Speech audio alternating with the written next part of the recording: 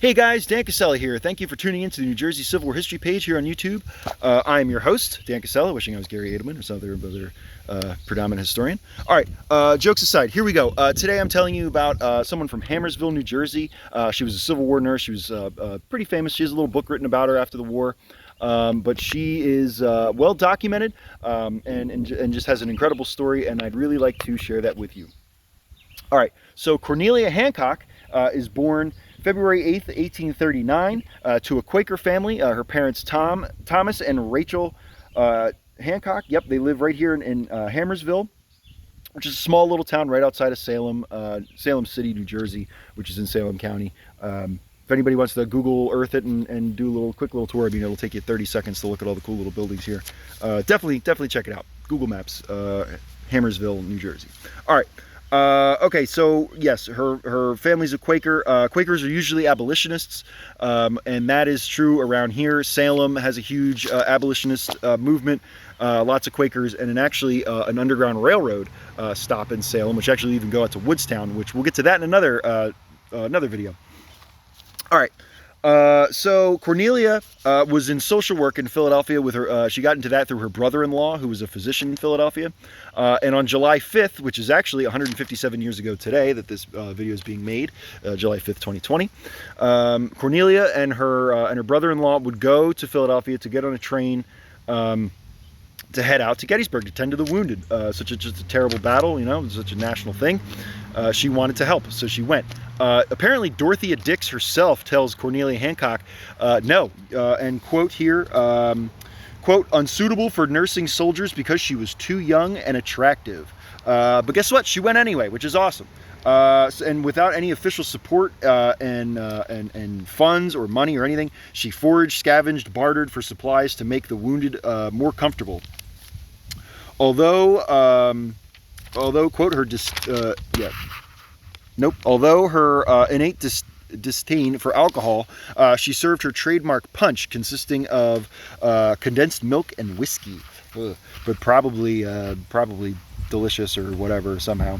Her journey is well documented, including a book, South After Gettysburg, which I'll leave the link under this video, which comes after her death in 1927. The book is published in the 1930s.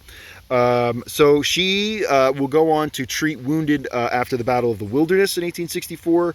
She'll go to Port Royal. She'll be at White House Landing, City Point, Virginia, and Petersburg.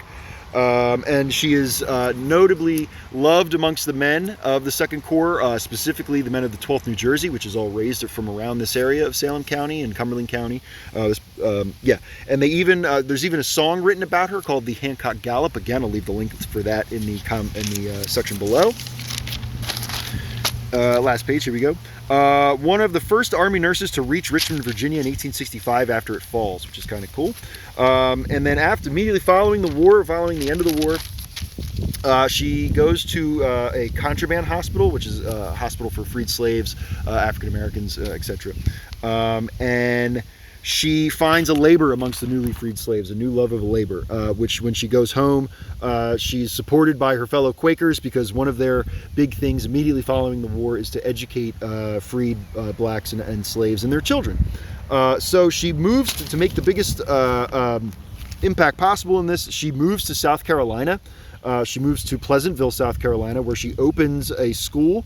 With the help of the Society of Friends, she opens the Lang School for Negroes in Pleasantville, South Carolina.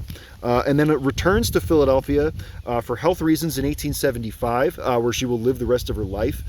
She will be into social work, and she's going to work very much in a very poverty-stricken neighborhood of southwest Philadelphia called Wrightsville. Not Wrightsville, Pennsylvania, the town that was affected during the Gettysburg campaign, but a neighborhood in Philadelphia called Wrightsville. Where exactly that is or was, I don't know.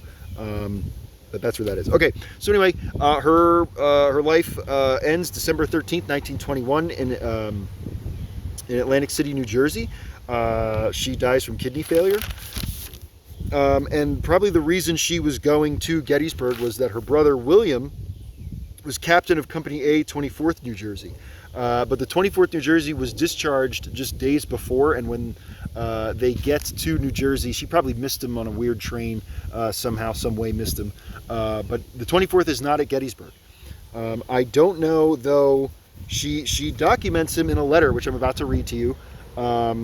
Which here, I'm just going to start reading. So, all right. So this letter comes from Cornelia's book, I believe, after the war.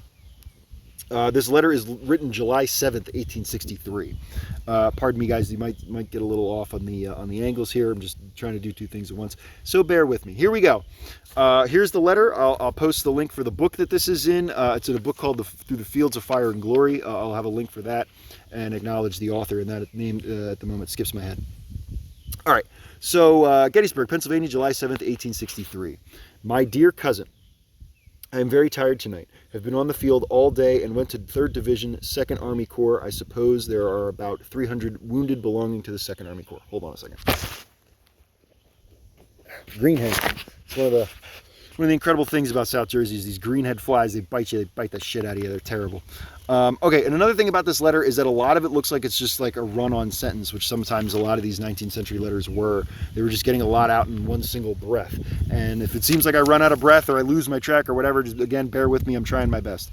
They have one patch of woods devoted to each Army Corps for a hospital. I being interested in the 2nd Corps because Will had been in it and got into one of its ambulances and went out at 8 this morning and came in at 6 this evening. Now, Will, I don't know again if that's her brother she's talking to or talking about. I just don't know. There are no words in the English language to express the sufferings I witnessed today. The men lie on the ground. Their clothes have been cut off of them, and to dress their wounds, they are half naked and have nothing but hardtack to eat, as the Sanitary Commission and Christian Commissions and so forth have gave them. So the United States Army just basically leaves them. The Army of the Potomac's like, hey, thanks for your service. Sorry, you're all busted up. Bye. Got these rascally rebels to chase. So forth again. I was the first woman who reached the 2nd Army Corps after 30 days of fighting at Gettysburg. I was in that corps all day, not another woman within a half mile. Miss Harris was in the 1st Division of the 2nd Corps. I was introduced to the surgeons of the post. Introduced to the surgeons of the post. Went anywhere through the corps and received nothing but the greatest politeness from the lowest private. You can tell, Aunt, that there is every opportunity for these Secesh sympathizers to do good work among the butternuts and have a lot of them here suffering fearfully. Interesting that one, Secesh is edited out of her paper, and 2, she refers to Confederates as butternuts. To give you some idea of the extent of the number of wounds, 4 surgeons, none of whom were idle more than 15 minutes at a time, were busy all day amputating legs and arms. I give to every man that had a leg or arm off a gill of wine. To every wounded man in 3rd Division, I give a glass of lemonade, some bread and preserves, and tobacco. As much as I oppose to the latter, they need it very much. And they're so much exhausted. I feel very thankful that this was a successful battle. The spirit of the men is so high. Lots of poor fellows said today what was an arm to whipping Lee out of Pennsylvania. Sorry, it's just kind of run on and weird. I would not get on the first. I would get on the first rate if they would not ask me to write to their wives. I cannot do so without crying, which is not pleasant to either party. I do not mind blood a bit. I have seen arms and legs both taken off and was not sick at all. It is a very beautiful rolling country here under favorable circumstances. I should think healthy. I should think healthy but now for some 5 miles around, there's an awful smell of putrefaction. The 12th New Jersey was all through. I asked for frank action. Safe William Parson. I asked for frank action. Safe William Parson, they said, was not wounded but went ahead with the regiment yesterday. I would not have been. I would have not been to 5th Army Hospital, but feel pretty confident for the inquiries that George Ingram was not wounded. Women are needed here very badly. Who is willing to go to the field hospitals, but nothing but an order from Lee, Stanton, or General Halleck will let you through the lines. Major General Lennox order for us was not regarded as anything. Forrest had not met Miss Dix at Baltimore Depot. When we should not go through it. Seems a strange taste, but I am glad we did it. We stay at Dr. Horn's house at night. Please send this letter to Laley Ingram. Wow, my spelling's terrible. I am occupied. May not write to her for some time. Meanwhile, I hope all write me. Direct care, Dr. Horner, Gettysburg, Pennsylvania. If you could mail a newspaper, it would be great satisfaction. And we do not get the news here, and the soldiers are so anxious to hear, but we'll be different here in a short time. Sorry for the lengthy letter, but it's over. All right, and that's it for Miss Hancock's letter. She does go through her entire life and does not get married. And she, like I said, she passes away in 1927. Now I'm going to flip the camera around. I'm going to show you Miss Hancock's extremely humble, small little headstone here in Harmersville. Oops, I took a picture of myself here in New Jersey. Here's her headstone. Reads Cornelia Hancock, died December 3rd, 1927, aged 87 years old. Here's a little wreath, a little modest, tiny little wreath for her. And okay, so here's my two references for this video. Joe Bilby's book, New Jersey Goes to War, which is a fantastic book on New Jerseyans throughout the Civil War. And From the Fields of Fire and Glory, which is from Rod Gregg. A fantastic book with a collection of letters all throughout the war, including one from Chamberlain on his deathbed at Petersburg, etc., etc. All right. Guys, thank you so much for tuning in. I hope someday some of you will come here to the Cedar Hill Friends Cemetery in Harmersville, New Jersey, and come check out Miss Cornelia Hancock. Her whole family is buried here, including her brother William, who survives the war. They're all here at this, like I said, this tiny, modest, off on the side of the road cemetery. All right, guys, thank you so much for tuning in. Again, Civil War, New Jersey Civil War history page appreciates you guys. A like, a comment is appreciated. Tear me up if you want. A share is awesome, and a subscription would be super cool.